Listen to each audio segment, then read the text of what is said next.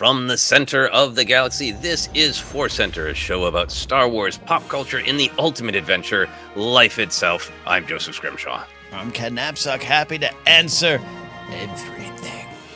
That's right, this episode is Questions of the Everything, Cues of the Everything. We are putting out a request to our patrons on Patreon to give us their long-awaited Star Wars questions after the strikes are finally over and resolved, but also to ask us any other questions about pop culture. You got a Godzilla question burning in your soul? You got a question about, I don't know, student loans burning in your soul?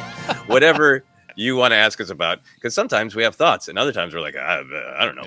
It's a fun and interesting challenge, but it's been a great journey to combine Star Wars questions with all sorts of other questions, because I love looking at Star Wars as it relates to the entire world. It's not in a vacuum. Today, we have a decidedly Star Wars question about the heart and soul of Mr. Obi-Wan Kenobi. I've never called him Mr. in my life. It just came out. I don't know why. Like, I was introducing him at a show. Next up, on our benefit dinner, a reading from Mr. Obi-Wan Kenobi. And then we have a question about Star Wars specifically, but I think it relates to our larger pop culture landscape about FOMO, the fear of missing out. So please listen to the second half of the show so you don't get FOMO. Anyway, we are going to tackle those questions, but today's podcast is brought to you by Audible. Get a free audiobook download and a 30-day free trial at audibletrial.com/ForceCenter.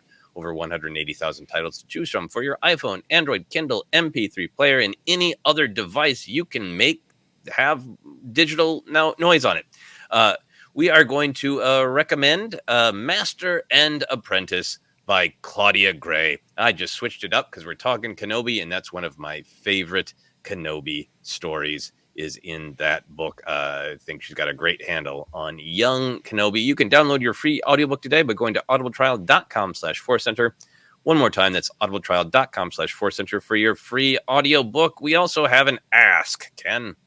We do have an ask. We're asking you to consider checking out our Patreon page at patreon.com/ForceCenter. That's where you can support us directly, get into our Discord, but also we got kind of a, I don't want to say challenge because that sounds like we're in morning radio, and I'll get off this billboard when you reach our challenge. But to help us grow, we're trying to reach 400 paid supporters. Patreon has kind of changed things up a bit, so we have members, non-members, paid supporters. There's a lot of new terms flying around, but if we get to 400, and we're very, very close, we will unlock a movie commentary series. We're gonna let patrons decide the first movie in this series. And even though we have done some commentary tracks before on our YouTube page, check them out if you want. We might be revisiting those movies. You let us decide. We'll unlock this. It's going to be a lot of fun. More information on the way. But you can support us at patreon.com/ForceCenter. Oh, great ask. So with that, we can go into the cues. So for both these questions, kind of great. I came across them like, this is a great question. And people had a response to one of them. And for our FOMO one, 2 people asked a similar question. So we're going to be able to address multiple questions from patrons at once. We're going to start, as we so often do, with Mr. Lucky Toad. I don't know. I feel it's been too long since I've emceed a variety show, Ken. Yeah. Put your hands together for this question from Mr. Lucky Toad. Mr. Lucky Toad says, hello, ForceCenter. I need some Star Wars counseling. In Return of the Jedi, Luke says, I can't kill my own father. And Obi-Wan says, then the Emperor has already won. No matter what point of view I look at this scene from, it bothers me that a Force ghost thinks the only solution is for Luke to kill. It feels very on-Jedi-like. I could understand Obi-Wan saying this before he died, but I would think that Force ghosts see things differently, existing outside of time as we understand it. I would love to hear your thoughts on this. And then Mr. Lucky Toad got a response from patron Marco. Marco said, I watched Return of the Jedi last night and thought the exact same thing. The look on Luke's face when he said it, too. I actually turned to my wife and kids at that point and commented how that seemed a bit drastic. Bit much. Understandable thing for a father to do. Hey, this father murdering seems a bit drastic. I hadn't thought of it from that angle. We're not all good with that, right? Okay, cool. That's not common, practice in the real world here. Anyway, Marco's response continues. I think it shows how much Star Wars lore has grown and become more established since the original trilogy. There's no way anyone could get away with all the inconsistencies that come up throughout the trilogy these days. It's a powerful important question, powerful, important discussion. It's really fun to just see conversations on the questions between patrons. And Ken, I actually want to start before we dive all the way into the Kenobi lore with your thought on Marco's final point that that there's, as Marco says, there's no way anyone could get away with all the inconsistencies that come up throughout the trilogy these days. How do you feel about that as somebody who grew up with the original trilogy, a different time, a different form of communication, a different time in being a fan, and yet, yeah, some of the things with the original trilogy that people had questions about or bumps about, like became jokes. Whereas, things like Obi-Wan saying stormtroopers are too precise, their shots are too precise, and then they miss a lot. And that was a joke. I feel like today that would be proof that this director is bad, or that somebody needs to be fired, and like a disrespect of stormtroopers. But the tone and the tenor of the conversation was different in the original trilogy days. How do you feel about that and inconsistencies back in the day compared to now? Yeah, look, I sometimes miss the more innocent time, but also I understand the questions, right? Because we clearly had the questions too. That's why we were maybe even joking about it, or it's baked into our conversations about these movies we loved on the playgrounds and the bars of our lives.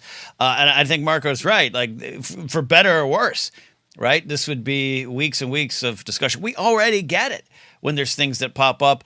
And I think some of it's, and I don't think it's what Marco is referring to, but like, even some stuff in the Kenobi series, I would just run into some folks and be like, "Well, he never left Tatooine." Like, well, he did. We just saw him, but he never left. Like, well, that's what you thought, but now we got something new to explore. That's not an inconsistency or a plot hole or a loop or anything. That's just where we're learning. We have this ability to go back and revisit some things. I think it's slightly different than this question and what specifically Marco's talking about. But yeah, that's what we get. It can be an exhausting thing at times, but I also do like some consistency and going back to this time period, like you said, George and Kasdan and Marquand and anyone sitting down, they might have had a thought about that. They might have had a certain point of view about what this means for Kenobi in this moment. Or as a kid, it was a confusing moment for me because that's why I spent a lot of my childhood and young adulthood going, well, yeah, Luke was going to go kill him because that's what heroes do, right? Like I had to, look at it from a different point of view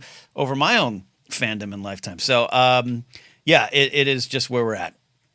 More microscopes and magnifying glasses on the content. Yeah, no, I mean, I think with the amount of discourse that is given to whether or not something has a plan, and I think really people. You can have whatever opinion you want about the sequel trilogy, and if you feel like it is inconsistent and it doesn't work, that's your opinion. You have every right to it. But the most of discussions I have are about the behind the scenes of, well, this person did this, and this person wanted this, and this person should have got this job, or this. Like, it's so much about the creators. But there's so much focus on, did they have a plan or not? If you have a plan, it means it's good. If you didn't have a plan, it's bad. Right. In the original trilogy, like for me, the thing with I love and embrace the Skywalker siblings, the Skywalker twins. Now, like, that's the story, and I engage with the story I'm presented with. But yeah, they straight up kissed. And the novel Splinter of the Mind's Eye, there's a lot of Luke just straight up being horny on main for his sister in the novel Splinter of the Mind's Eye.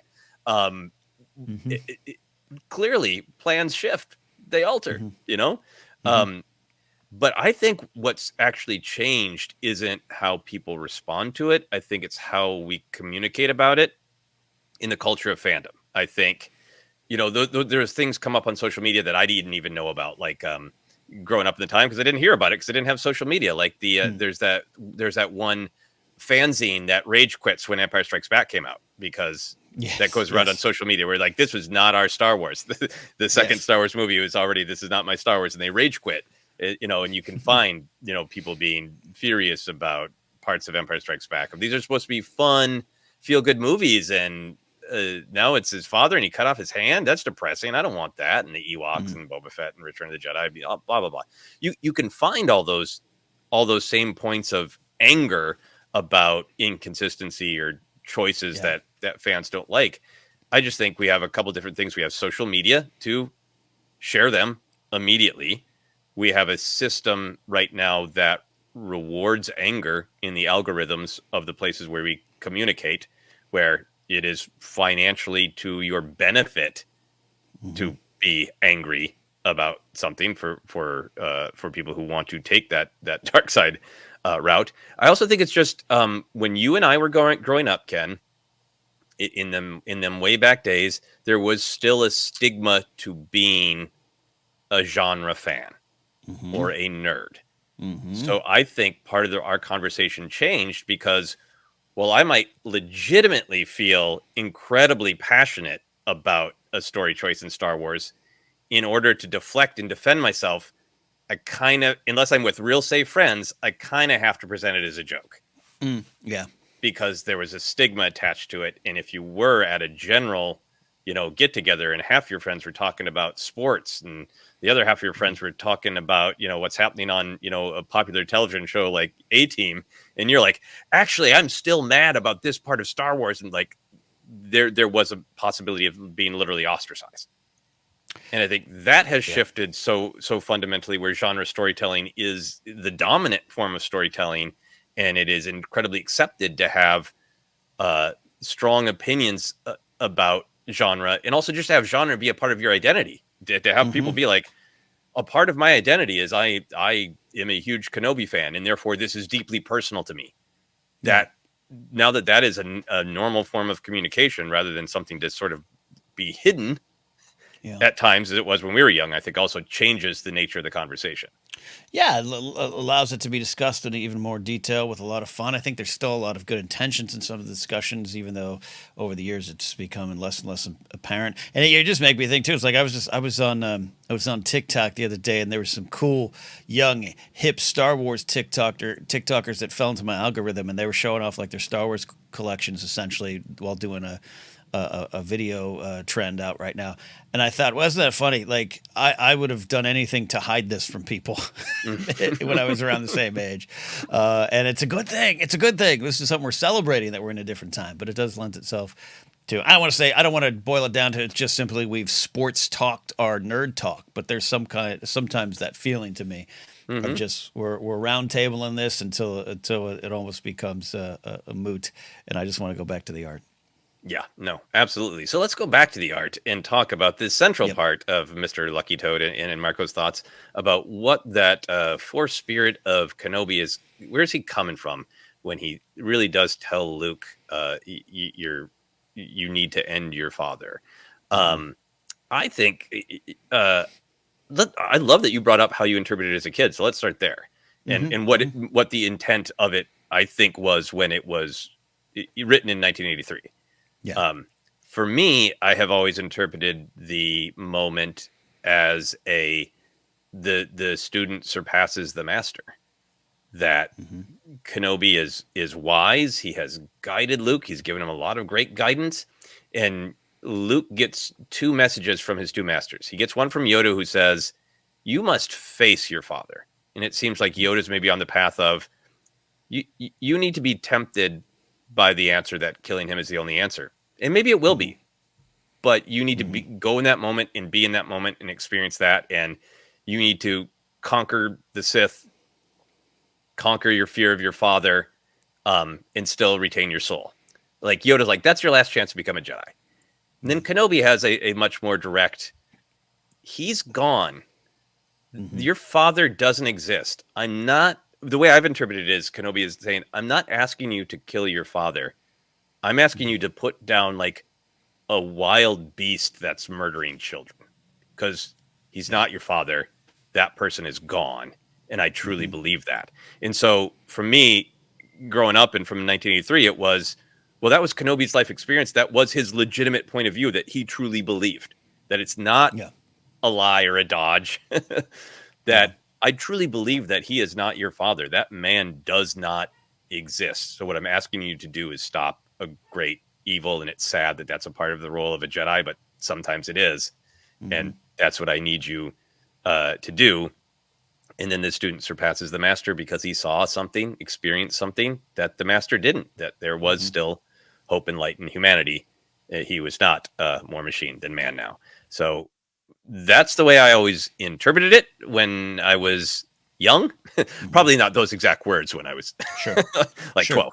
But that to me was the story What was the story to you when you were growing up, or what do you think the intent was in 1983? And then we'll get to how to interpret it in the present with all the more storytelling we have. I mean, 1983 had snot coming out of my nose, and I was eating popcorn, and I just looked at Luke's the good guy. He needs to go destroy the bad guy, right? And Vader, I had grown up, actually, not even grown up with. This was the movie that I'd seen him as a bad guy. Mm-hmm. Like, this was my first real big experience with it.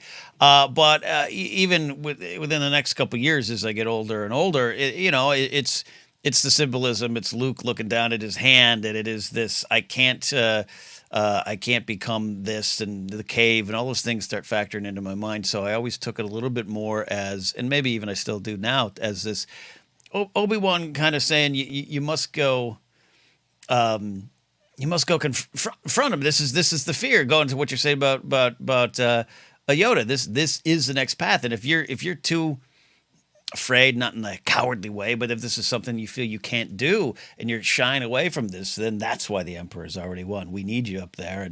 And I can now infuse a little bit of Obi-Wan's experiences, including stuff we've seen in the show of him kind of coming to terms that I didn't make that monster. It's not all on me. I've forgiven myself for this. I've moved on. Luke's the future.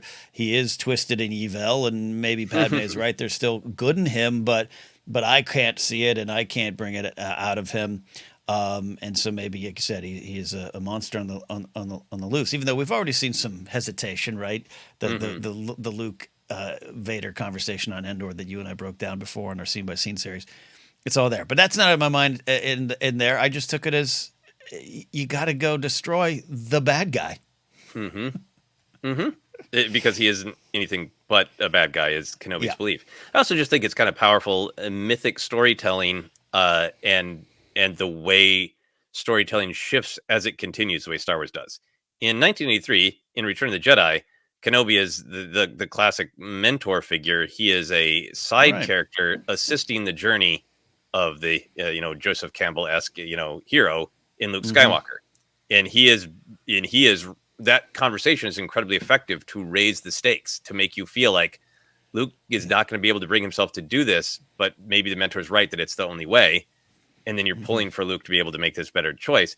But now with all the additional storytelling of Obi-Wan Kenobi, if you've already watched the prequels and the Clone Wars and the Kenobi television show, and you sit down to watch Return of the Jedi, Kenobi is not a side character to prop up Luke's journey. He's a main character to you. Yeah. So you're watching that scene not through what is being said to Luke, but you're watching that scene through the question of what is in Kenobi's heart. Because to us, as fans of the entire saga, he's a main character in that scene too. Whereas in 1983, he was a guide to the... Luke was the only main character in that scene, but not when we watch it today. Yeah, you're right.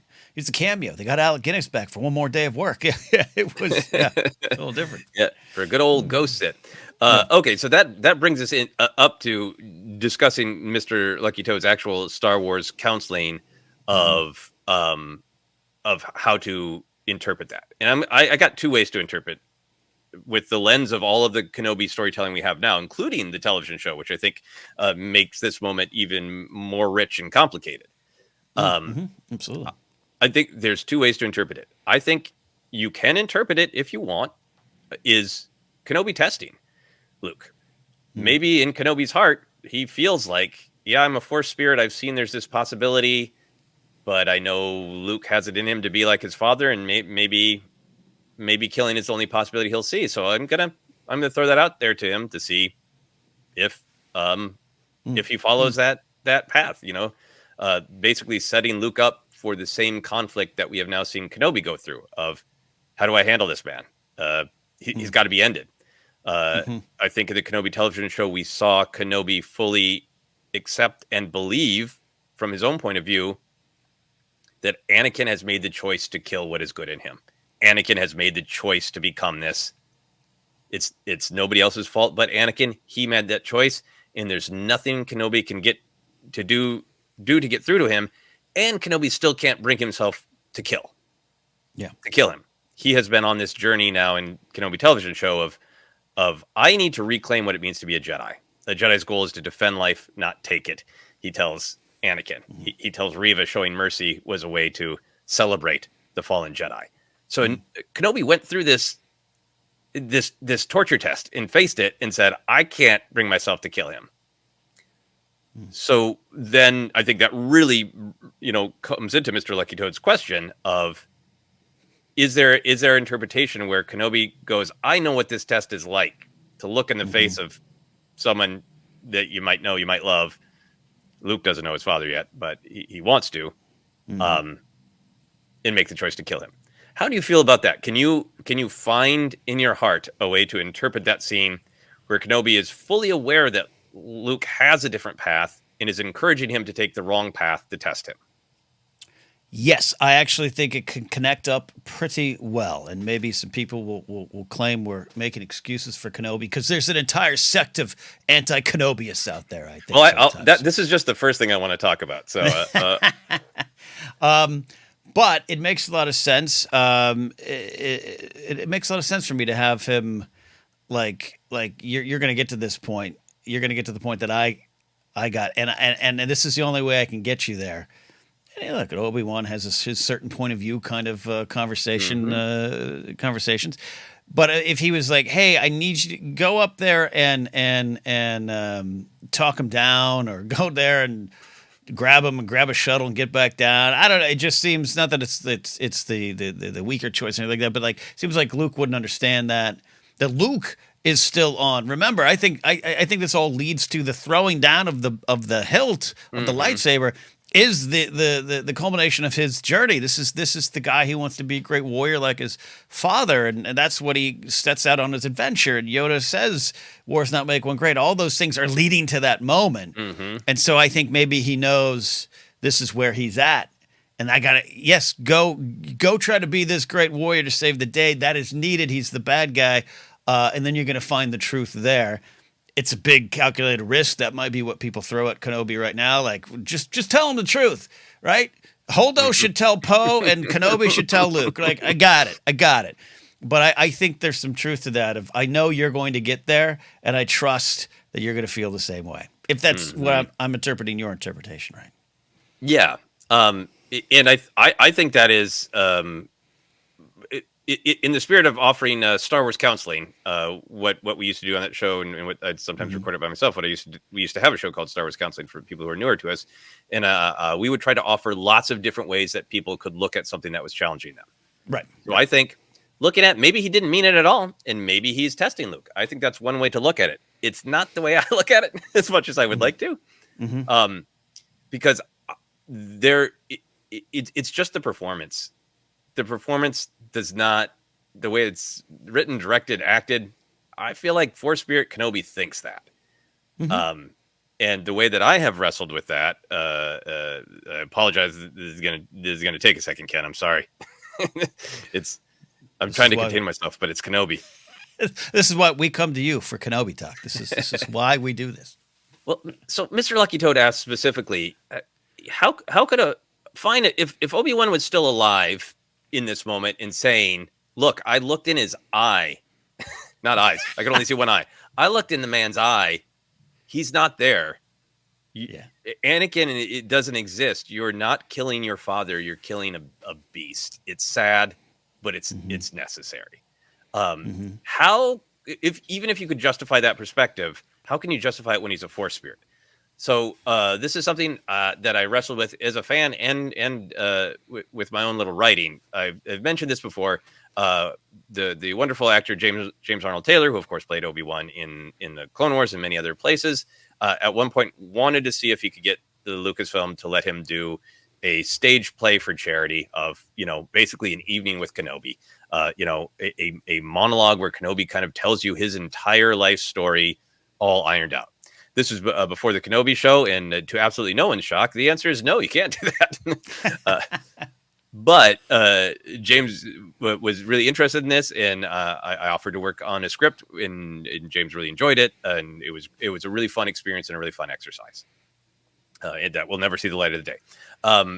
But the way I thought about it is, to answer Mr. Lucky Toad's question, is I agree that a Force spirit, a Force ghost, is mystical, existing outside of time. You are everything and you are nothing. There's been some great short stories in From a Certain Point of View. Kevin Scott has a great short story of Obi-Wan entering the Force and experiencing all times at once and no time at once and all that. Claudia Gray wrote great prose about Qui-Gon removing himself from the cosmic force and kind of reassembling himself as this singular identity so he could have a human chat with Obi-Wan. Those are both, I believe, in the first From a Certain Point of View Correct, book. And I like Force spirits being like, they're mystical, they're not entirely understandable, but as much as we could understand them, they are outside of time. So what I thought about is a Force spirit can see everything that has ever happened, everything that will happen, everything that might happen. They can see all the possibilities, all the strands of time. But the process of becoming a Force spirit is retaining your individual identity within the cosmic force. So to me, it was like, you can become the cosmic force. You can see all these strands, but you still are affected by your own individuality. And Kenobi, even at this Zen level of being a Force spirit who can see it, all the possibilities, his own experiences, his own pain, his own biases, blinded him to seeing this strand of possibility. And spoilers for the thing that will never see a light of day. The way I constructed the story of him telling his whole life story was that the tease at the beginning was kind of, I've had a lot of triumphs and I've had a lot of failures. And there's one failure that I've had a hard time forgiving myself for. And the epiphany at the end is the failure to see the possibility that Luke ultimately did, that Anakin was still there. So that's, for me, that's just kind of like some headcanon stuff of how to think about Force spirits. But more than anything, it goes back to the power of what that scene is. I think the power of that scene is, even in the Zen state of being one with the cosmic force, Obi-Wan was so wounded by his own experience of losing Anakin and having the monster Vader say, that guy is dead, I killed him, has made even Force spirit Obi-Wan truly believe he is gone and there is no hope. And the way I imagined it, it was like an explosion of joy, an explosion of bliss when that possibility opened. And like, how could I be blind to that? How could I see that? How could I forget that there is always hope? And that this chain of circumstances, Luke shows mercy and Anakin feels that flood into him and can make a better choice. I didn't see that. And now I have Luke survived. He surpassed his training. He surpassed me. I have my old friend Anakin back at my side within the cosmic force. What a beauty. What a glory that I was wrong. That's the way I thought about it on like an emotional level and a storytelling level. So Ken, do you have any thoughts, critiques? Do you want to flame me in the comments? No, I mean, I didn't write an Obi-Wan monologue once, but I think I colored him in a coloring book as a kid. That's what I tried. The idea of failure is something that was in my soul as well. It's the Last Jedi thing. It's one of the greatest things Star Wars is that Yoda scene with Luke. I watch it a lot. So he's not infallible, meaning Yoda. Luke, as we learn later on, not infallible. So why wouldn't Obi-Wan have that kind of going on here? I think your read of what a Force ghost is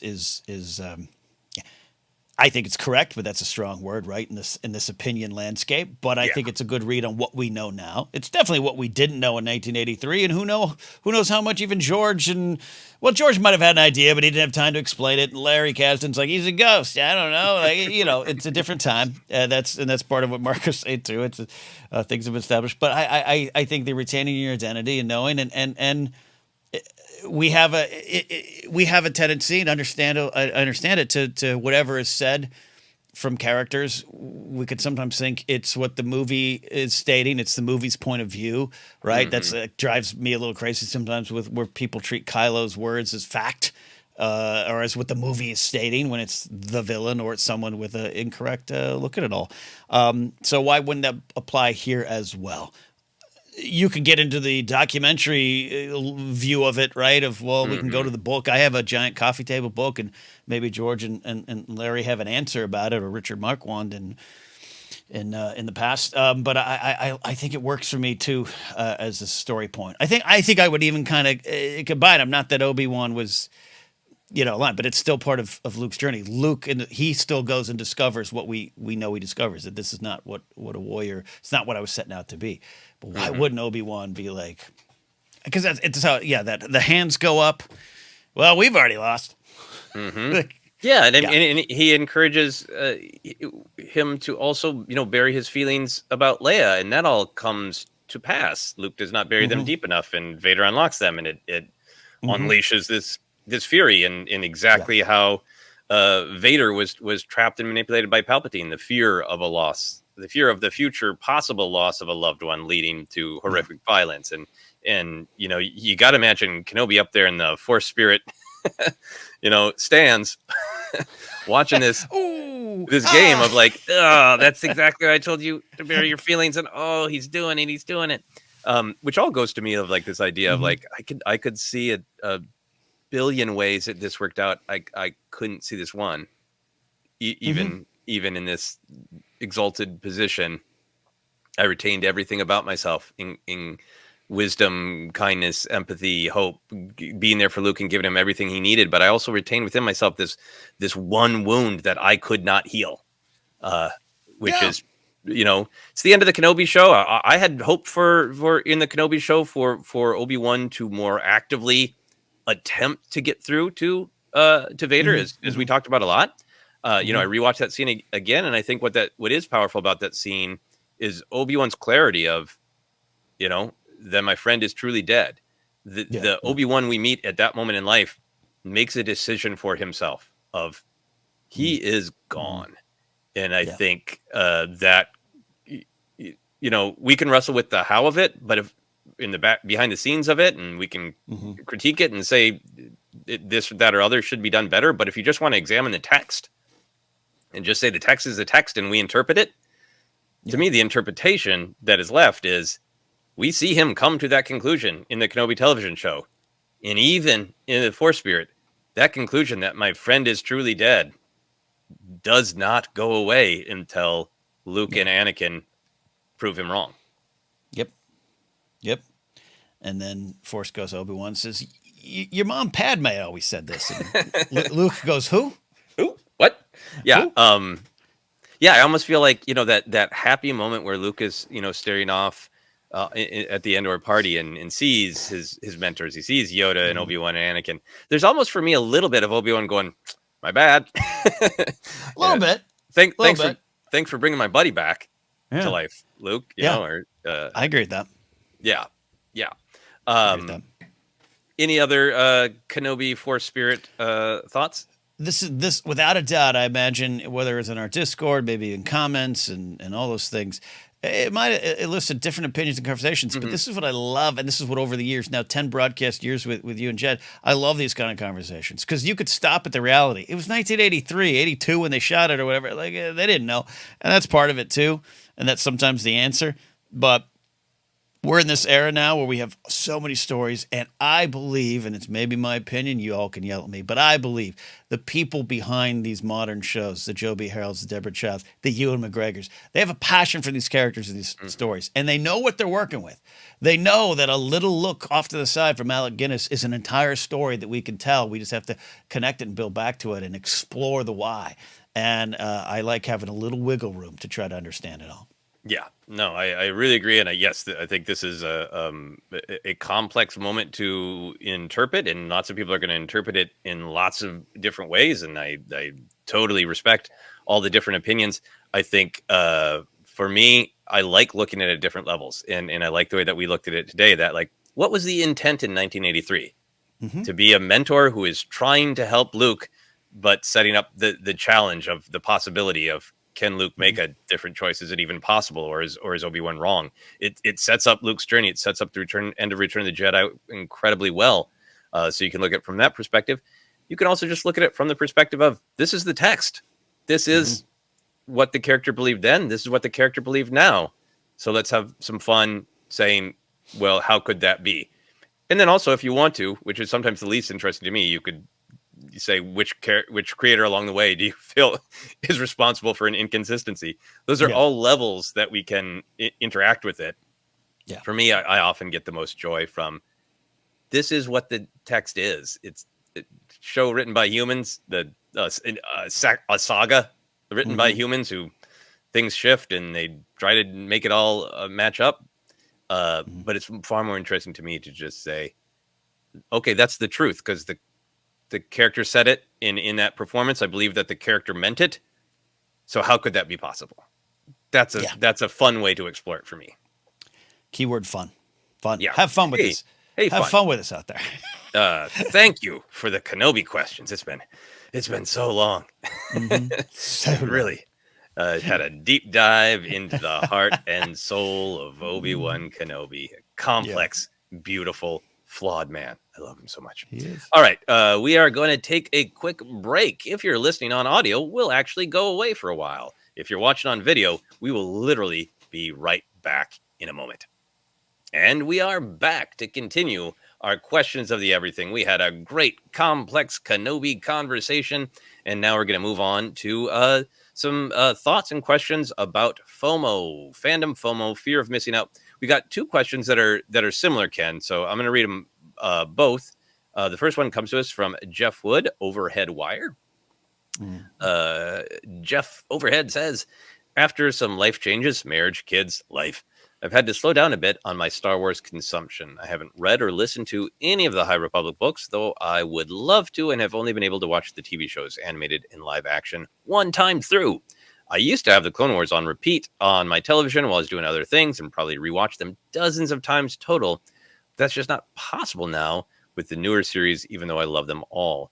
Do you all have any advice for someone who feels like they are falling behind in the Force, but would really love to keep up if they could? So that's Jeff's entry. And then we have this from our friend Michael McCarsell. This is a little bit longer. We encourage people to really let us know where they're coming from in their questions. So sometimes they're sharing as well, and they're a little bit longer. That's the case here with Michael. So buckle up and enjoy the ride. Michael says, hello, ForceCenter friends. I hope you're all doing well. I was hoping to ask you all about fandom FOMO. I imagine you've received a question like this before, so I apologize in advance if you end up repeating yourself. And here's my customary apology for the Cues of the Force question in the form of an essay. I've recently had to accept that I simply can't keep up with the High Republic. I loved Phase 1, but started to fall off towards the end of it and still haven't read the final few books from it. I've mentioned before that I'm a ridiculously slow reader, and reading that many novels is just difficult for me. Given audiobooks a try, but they just don't work for me. When Phase 2 started, I was at least able to keep up with the comics.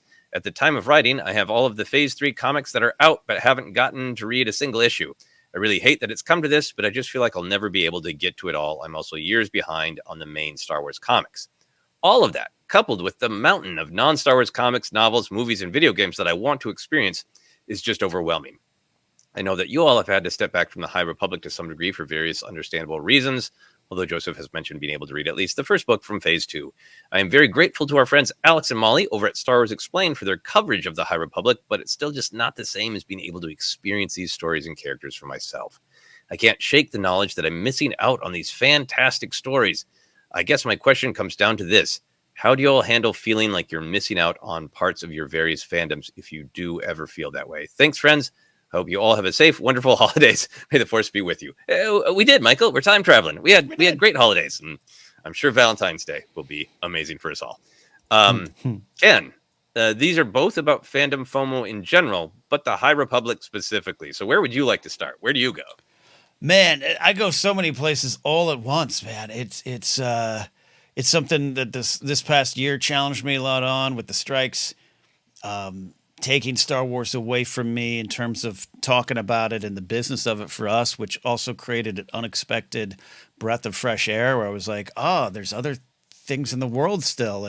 And that was a challenge. And there was some of it was a little bit of FOMO where I saw some people, I was watching Ahsoka, but there was an energy behind, I think I liked Ahsoka a little less because everyone else got to go enjoy it and talk about it and tweet about it. But I was making this decision, my decision, to not participate in that, and I felt like I was now being left out.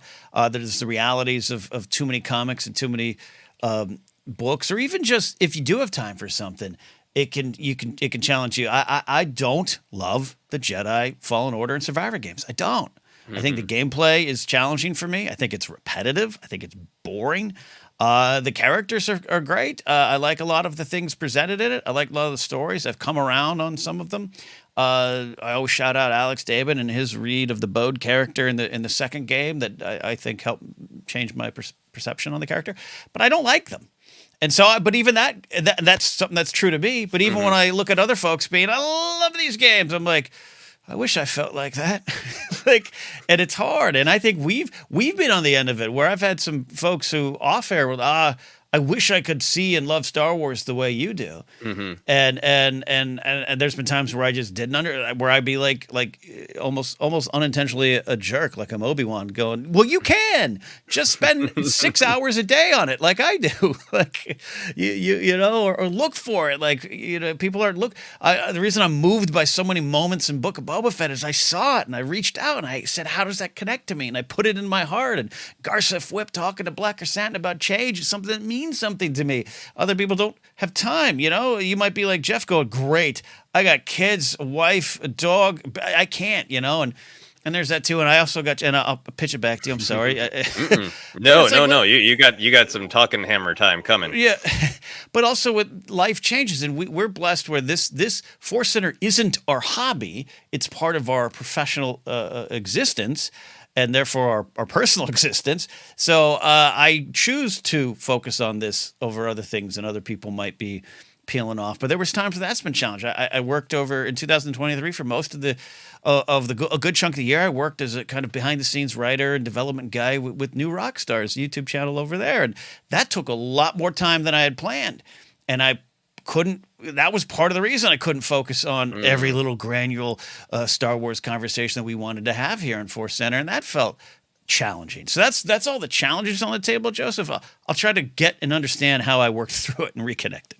Yeah, but I started in the same place of you of analyze and understand the problem of, you know, yes, what are you afraid of? Pulling it apart. And I think for me, I've really been working at trying to separate out what is FOMO, fear of missing out, which is about social experience. Right.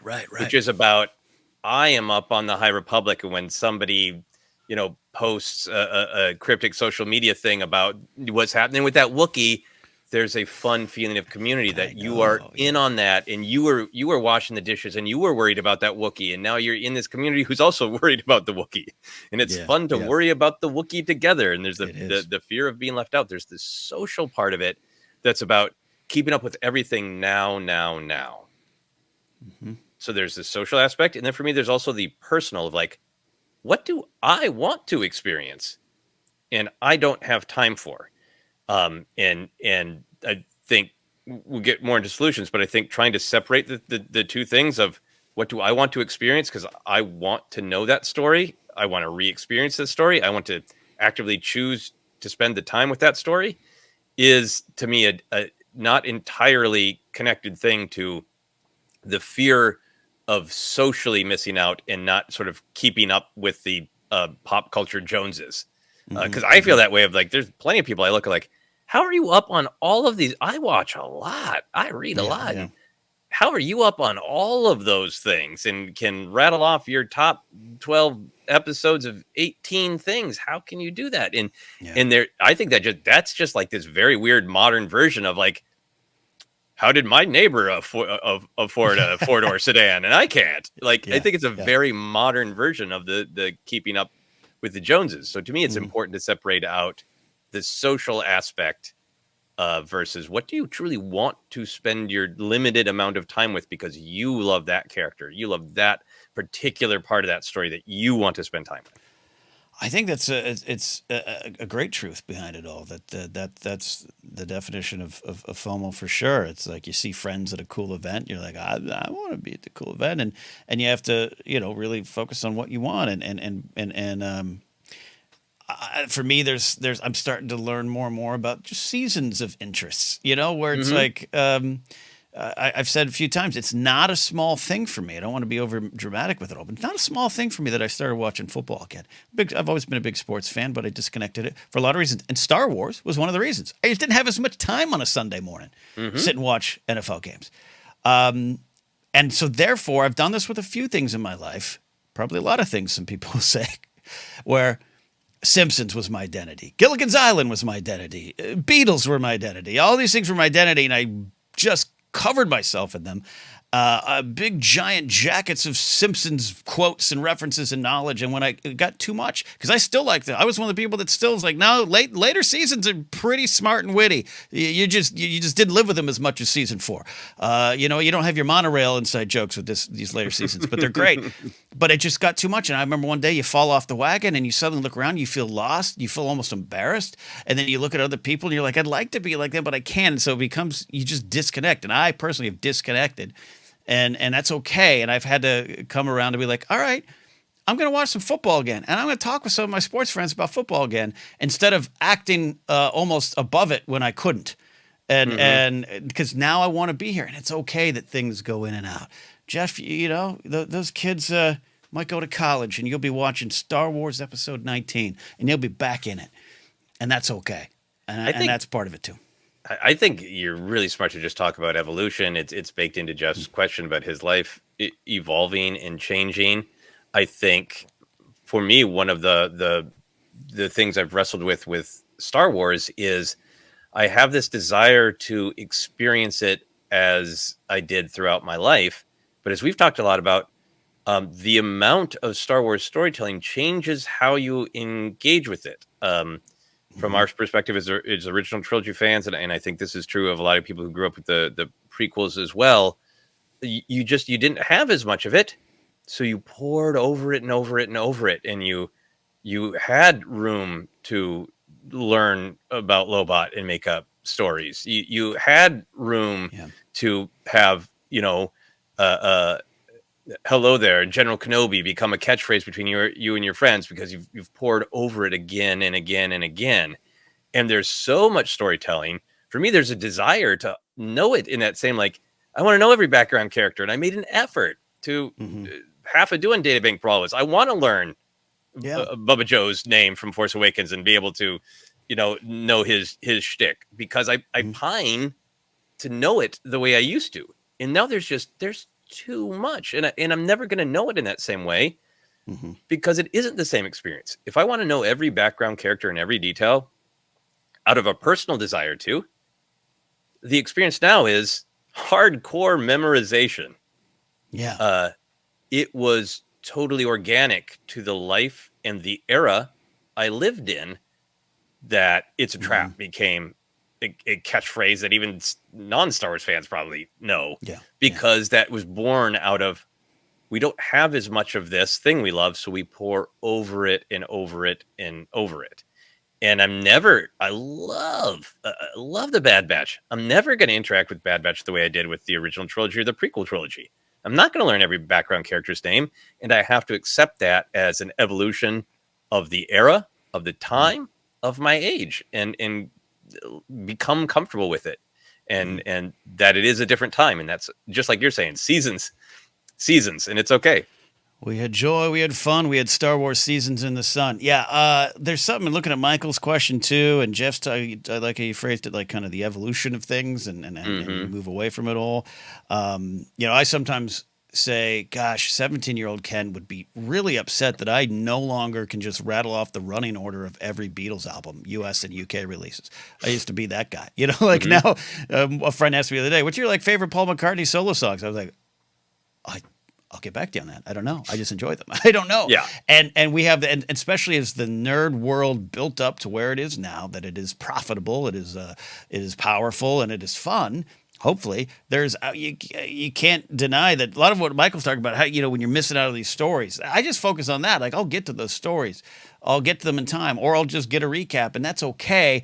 And we have this back of the baseball card kind of mentality. What's your stats? How many questions can you get? And you and I have talked before. We competed willingly, and in the fun world of the movie Trivia Schmodown, where you and I competed with Alex and so many other wonderful folks for Star Wars trivia. Star Wars trivia is part of our existence as fans, but there became a while, and it's nothing against the league or the people competing it, and we had a lot of fun back then. But it just was like, it's not. This isn't enjoying Star Wars. This is, as you said, memorizing Star Wars, and I was able to disconnect from that and be okay with. But there's still that kind of energy, especially when we have a Star Wars show, where it's someone's like, "Oh, what's your favorite High Republic character?" The guy, the dude, he has sex as a Jedi. What's his name?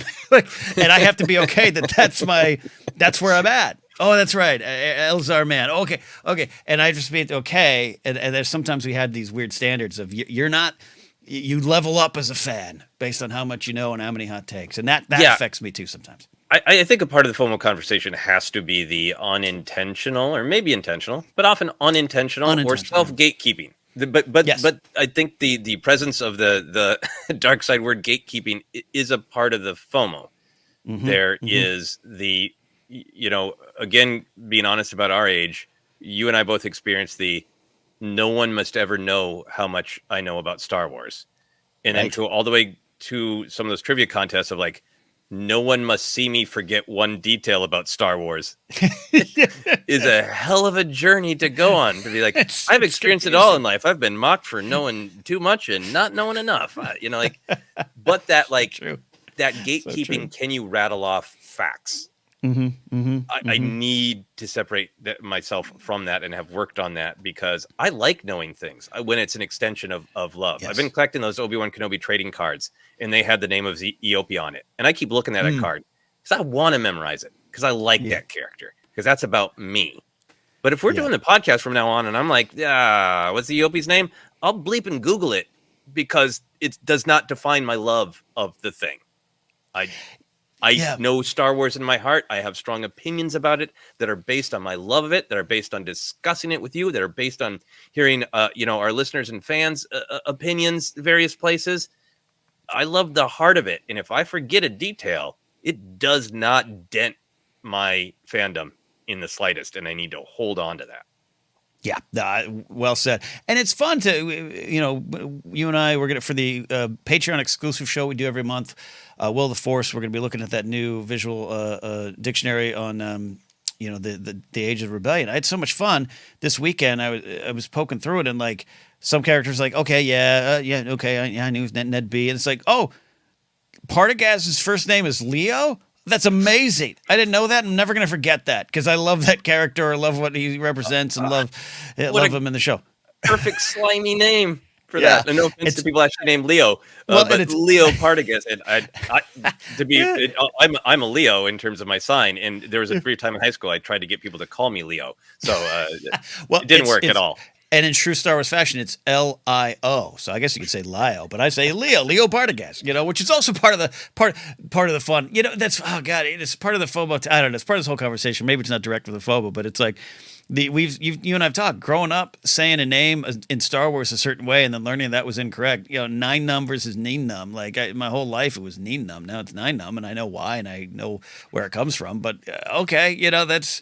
Mark Ellis grew up his entire life calling him Boba Fett. We mocked him in the early Schmoes days because he was like, well, maybe Boba Fett. We're like, what are you talking about? He's like, I grew up in West Virginia. It was Boba Fett to us. That's hilarious. It is. And now that would be a problem. Bob. Now it would be a problem. We'd mark you down. You said it incorrect. No point for you. Yeah. And shout out to all the folks who love that stuff. Some of it comes easier than we have friends have minds that can recall lyrics. I don't have that ability anymore, but. Bob, a Fett. Did you know that was his species? He's a Fett.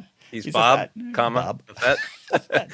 Yeah, and I think just a willingness to be able to have fun with it is great. But to get back to the central question of kind of how do you deal with FOMO, I think for me, I'm trying to remember that I enjoy stories the most when I find the time that I want to enjoy them.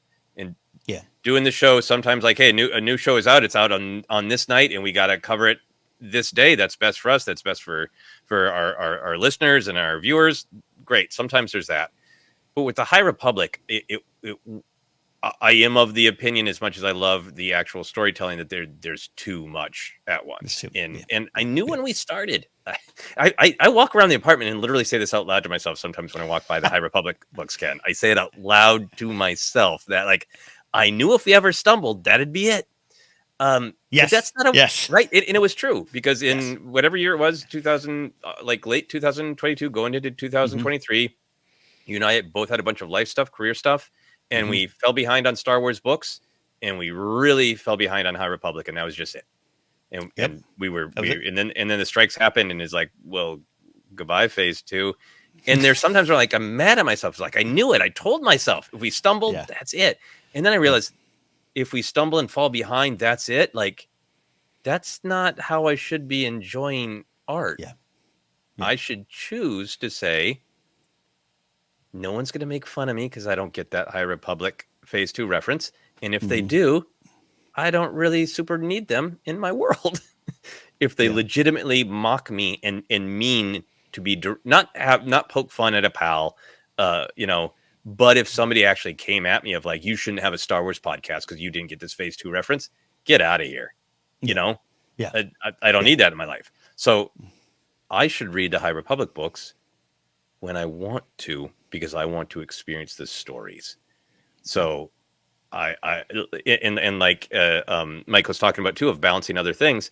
I'm going to slowly get caught up on phase 2. I read the first 2 books, and in between I read other books, and I've got a new sort of book reading emphasis this year, that I want to spend more time on books and actually make time.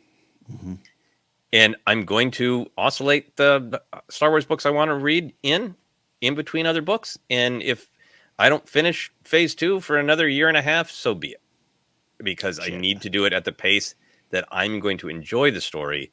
Otherwise, what's the point? It's not a race. It's and the final thing I'll say on this, and I want to pitch it back to you. I think this also has been a problem with the amount of storytelling that's coming out of.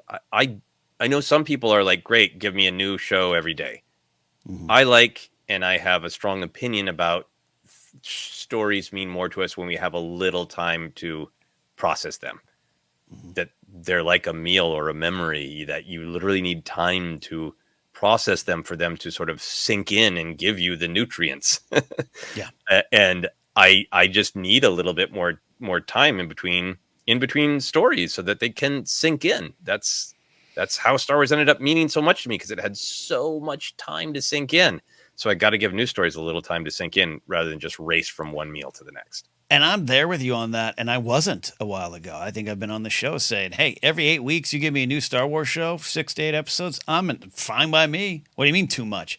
And that was my truth then. My truth now is I stepped off the train. I got outside, saw the sun, and was like, even despite having a podcast in which a lot of my professional existence hangs on, there's other things to discuss. I'd rather go back and discuss what Obi-Wan said in 1983 than worry about something new, because it will come. Because we're in this wonderful, bountiful era of Star Wars storytelling still. Bob Iger and his sweater of shame might change some of the release schedules, but that's okay. It's still going to be here. And even if it all goes away tomorrow, they pull the plug, Star Wars has been canceled, finally, it's truly dead, the YouTubers were right, I'll have everything to go back and revisit it, and that's okay. And sometimes, too, my final big thought here, Joseph, too, is fear of missing out. And sometimes the absolute truth is we miss out, and we miss out on things. And in those moments, maybe it's not always easy, because I have been home on my couch going, how did that person get the invite to a show that I didn't get? You look around and just go, what am I not missing out on? And try to focus on that. Jeff, wife, kids, family, life, you probably got a lot there. I am sure you know it, and that's part of what you gained. It's not about what you lost. Yeah, and if the family enjoys Star Wars and you spend some time enjoying it through their eyes, that's a whole different evolution of life and a great, amazing experience. One thing I wanted to mention that I had FOMO about for years is there's this company Big Finish that's been doing Doctor Who audios since like I believe they started in like 99 around then, maybe 2000. And then they just pump them out. It's endless. but there's a doctor who was in the this television movie version of Doctor Who in 1996, and then his entire run is on audios. And for years, I've just kind of been like, I don't really know the Eighth Doctor. I can't really have a conversation too much about the Eighth Doctor. And I just decided 20 years later, like, I got time. I'm gonna listen to those Eighth Doctor audios, and I'm getting so much out of them. And my brother and my nephew are big fans, so I went home for the holidays, and it's like, hey, I can finally ask your opinion about this 20-year-old audio adventure of the Eighth Doctor, and I got community out of it. I'm going to go to a Doctor Who convention later in February, and if I find anybody who I think I can talk to about the Eighth Doctor audios, 20 years gone, I'm going to talk to him about it, and I will still get community, just a different way, a different time, a different season, in a time that ended up working for my life. Yeah, I love that. I love that. I also thought the way you started that sentence, I thought you were like, I'm going to a Doctor Who convention later today. I was excited for you. But yeah, it's really, really piling in the life stuff. Any other thoughts about FOMO and how to fight it, Ken? It's always going to be there one way or another. Hell, sometimes I drive past Del Taco and people are there enjoying food that I'm not. I get excited and bummed all at the same time. So it's everywhere. You just got to find a way to deal with it. Yep, I think that's a great way to conclude too. Of like, I think you can't beat yourself up too much about it. You need to accept change. These things will find you when the time is right, kind of thing. But also, I think it's just okay to feel wistful. There is much in our life that wants us to just be happy all the time. Not a thing wrong with me to feeling wistful. I used to think I was gonna have a video game controller pulled out of my rigor mortis hands when I died. I was a gamer through and through, and it's just not a big part of my life anymore. And I was at a party this weekend where people were like, Baldur's Gate 3, Baldur's Gate 3.